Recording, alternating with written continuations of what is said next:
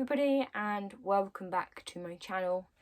If you're new here, my name is Chloe and I am a Disney collector from the UK, but I also do lots of other Disney, musical theatre and the odd equestrian bits and pieces over on this channel. Today I am sharing a story with you guys which is very personal to me. Because it is World Mental Health Day, I am going to be sharing my mental health journey. Now, I'm not doing this video to, get sympathy or oh, I hope you're okay and all that sort of stuff. No, I don't want that. I'm doing this so that hopefully, even if it's just one person, will have the courage to seek advice, get support, get help. It's such a sensitive topic nowadays, and I think it's really important to be able to talk about it. So I'm going to be just telling you a little story. I wrote it actually as a blog when I was first unwell with my mental health. So I thought I would tell my story, and throughout this video I will leave little links across the screen of different organisations, things that can help you, etc., because I know that getting help is just the most important and brave thing that you can do. Mental health problems are never something that I suffered with before, so this is all very new to me. It all started in mid-November, a few weeks before I was due to go on my first ever holiday to Disneyland Paris. I started to notice things weren't right when I just generally wasn't excited about going. I couldn't really care if it went ahead or not. I just didn't want to go. It had been a long year. I'd worked a lot, so it was something I was very excited about all year. So when obviously I started going, I'm not really bothered about going, I knew there was something wrong. Luckily I went away and I had the best few days away. I had the best time. I came back buzzing, but I still knew something wasn't right. I was crying all the time and I just tried to isolate myself. I just didn't want to be around anybody. Christmas was the worst Christmas I've ever had. Everything was normal except for me. I am normally the most annoying, irritating person you can get around Christmas because I get so excited. My house is like Santa's grotto. Christmas music is blaring through my house and presents normally go under the tree as soon as it's been put up. But this year was different. I was depressed. I wasn't bothered about Christmas. I wasn't even excited for the big day. I just wanted it all to be over. I found it pressure, and pressure was just something that I couldn't cope with. My nan had to come over for dinner because she lives alone and nobody wants to be on their own at Christmas time. It's just not the right time to be on your own. Having her over, I found it a huge pressure. Even though she was my nan, I didn't eat any of my Christmas dinner. I didn't really talk to anybody. I generally couldn't smile for the whole day, which I felt like I was being really ungrateful because I just received presents and gifts that people had, my family had put a lot of time and thought into. And there's me sat in the corner not being able to smile or enjoy the day. Christmas 2019 just was not the best. At this time, all my symptoms were very mild. I'd been to the doctors and they put me on an antidepressant called fluoxetine. This tablet did nothing for me, so I continued to suffer just for weeks. In that time, more psychotic symptoms started to show. I began to hear voices in my head. The voices started off as murmurs, But then they eventually became very clear, and they were voices of people that had ever hurt me or had a negative impact on me in the past. So this included like one family member, school bullies, and just grumpy bosses, or anybody that had ever sort of upset me. I started to hear their voices. They would shout at me, kill myself, harm myself, and basically tell me that I shouldn't be on this planet anymore. During these attacks, it also sounded like someone, like the people around me were shouting at me too. So it's like someone had turned up the volume in my head. I wish at this point I even had a volume button or a mute button, because it was just so loud. And I remember, like, at the start, I would really put my fingers in my ears and everything, because it was just horrible. It didn't stop there. Eventually, the people that were in my head decided to show themselves as hallucinations. I was hallucinating very badly, and they were all the time just staring at me and shouting at me to end my life. They would follow me everywhere. Everywhere I went. I was in my bedroom, bathroom, having a shower, going to the toilet, kitchen, wherever. They would follow me. And it was just absolutely terrifying, because half the time I couldn't tell if it was real or in my head. One night I had my worst attack yet. I cried solidly for about 3 hours. The volume in my head was so loud, it sounded like someone had put like a megaphone to my head and was just shouting at me. It didn't matter how much my parents tried to calm me down, nothing was working. So in the end, my dad called the crisis team, and who were absolutely amazing. They gave us great advice, and on this night the advice was that I needed to go to hospital. So 2 o'clock in the morning, bear in mind this was still like January, so it was very cold. We got in the car, drove to the hospital. I didn't know whether I was going to be coming home that night or whether they were going to keep me in, because I had no idea of sort of what they would accept as, right, you need to stay in hospital, or, you know, you can go home but have checkups sort of thing. The team were absolutely incredible. They gave me the correct drugs to calm me down, sedate me a little bit, make me feel a bit more relaxed. I was able to talk to the doctor and the psychiatrists and the mental health team that work throughout the night, and I was able to tell them what was going on in my head and break it down.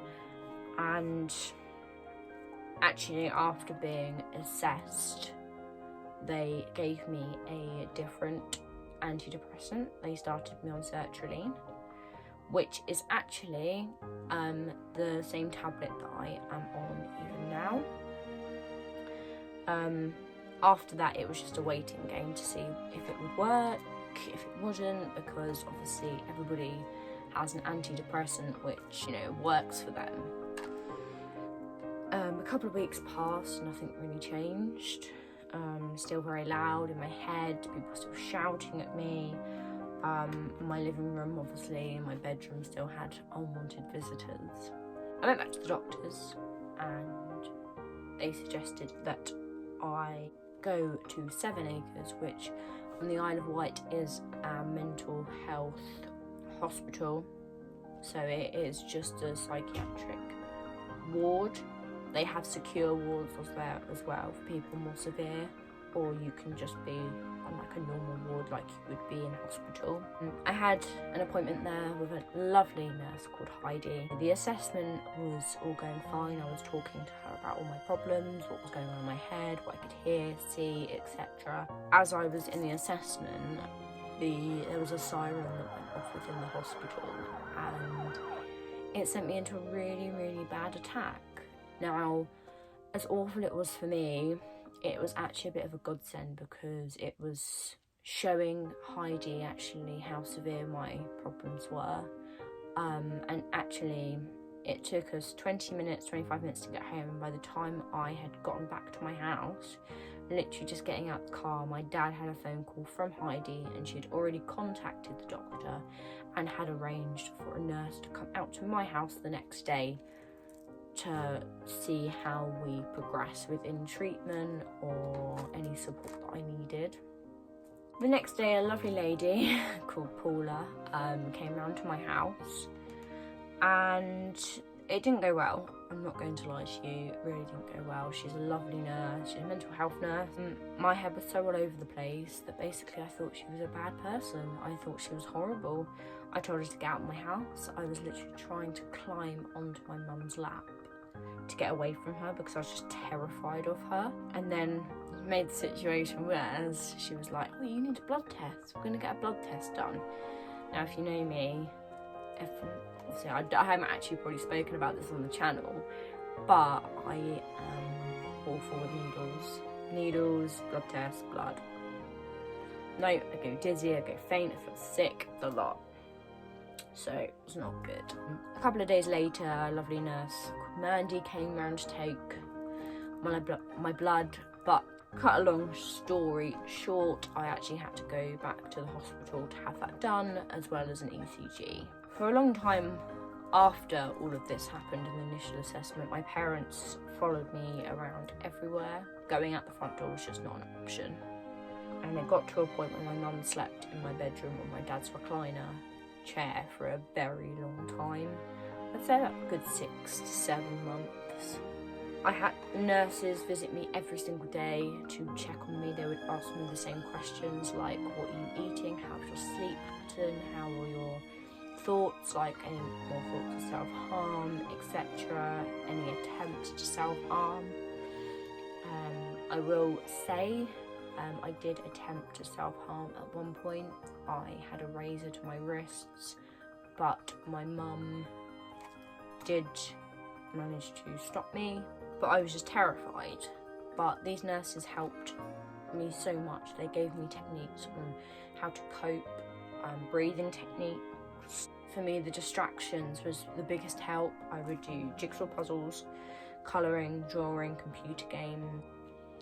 Even to this day, I still use the methods. I still do jigsaw puzzles, colouring, computer games, anything that keeps my head active, distraction, focused on something.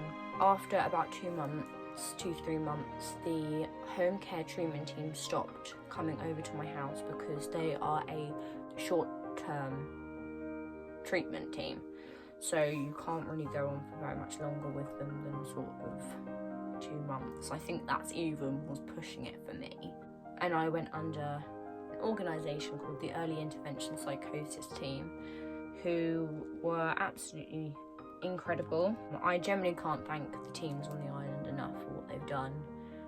And they have given me back, and now I'm talking in the present tense, so right now, as I'm talking to you guys, I still struggle, but I am able to cope with things a lot better now. I have also had private therapy as well as CBT therapy, and they have helped immensely. It is such an amazing feeling to have a bit of independence back, like sitting in my room on my own talking to you guys would never have happened if it wasn't for all these people that have persevered and come round and helped me and taught me how to relax, even to like meditate, to do some sort of yoga. All of these things have contributed to helping me get better. When I was ill, I couldn't listen to any telly because anything like an argument on telly, like EastEnders, or anything sad, anything not quite right, anything to do with anxiety or depression would send me into a huge attack. I also have my diary here from last year. It's a friend's diary. I've never shared this with anybody, so, and basically, some of the things I put, this was like, okay, February the 24th, 2020, I wrote, walked from the dining room to the living room on my own. Now, I live in a bungalow. It is less than a 10-second walk. And that, to this day, was a big achievement on the 24th of February. On the 25th, I went into my bedroom on my own. It felt good. Something you take for granted. I couldn't go into my bedroom on my own. Another one, Dad went fishing. My dad could not leave the house, let alone go fishing, because I was constantly worried that my parents were going to have a car crash, that they were going to die in a car crash. So I generally couldn't let them go out. I was absolutely terrified that they were going to die and I was going to lose them. In my head, that's all that was going through my head. This is just absolutely insane to read that.